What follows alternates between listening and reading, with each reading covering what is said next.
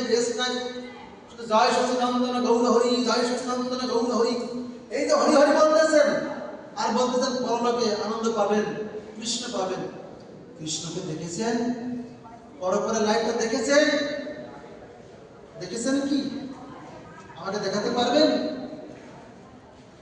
প্রভুপাদ বিস্ময়িত ভাবে একটু তাকায় রইলেন, পরবর্তীতে একটু স্মাইলিং করে বললেন, হ্যাঁ আমি দেখেছি। তা আমাকে দেখান। হ্যাঁ আমি তোমাকেও দেখাবো, তোমাকে দেখাবো। তবে কথা হলো,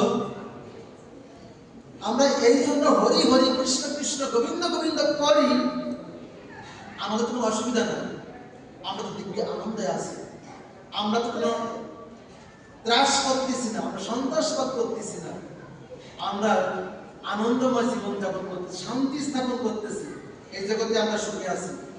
যদি মৃত্যুর পরে যদি দেখি কৃষ্ণ নাই, গোলক নাই, বৈকুণ্ঠ নাই, অযোধ্যা মথুরা নাই, তাতে আমার ক্ষতি নাই। কিন্তু আপনি যদি দেখেন মৃত্যুর পরে সেই গোলক, বৈকুণ্ঠ, অযোধ্যা মথুরা আছে, তাহলে আপনার কি হবে বলুন তো?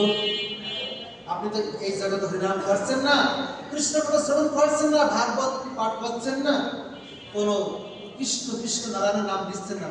যদি মৃত্যুর পরে দেখেন যে হ্যাঁ একজন আছে, তাহলে আপনার কি হবে বলেন তো? বলছেন ঠিক আছে, যদি আপনি দেখাতে পারেন তাহলে আমি, আপনি যে মার্গদর্শন করাবে আমি সেই মার্গ আমি অবলম্বন করব।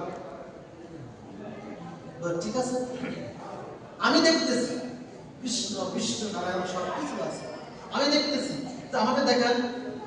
আচ্ছা তাই তুমি দেখবে? যদি এই রাতের অন্ধকারে যদি বলো আমাকে সূর্যকে দেখাও, তাহলে হবে কি? রাতের অন্ধকারে যদি বলি আমি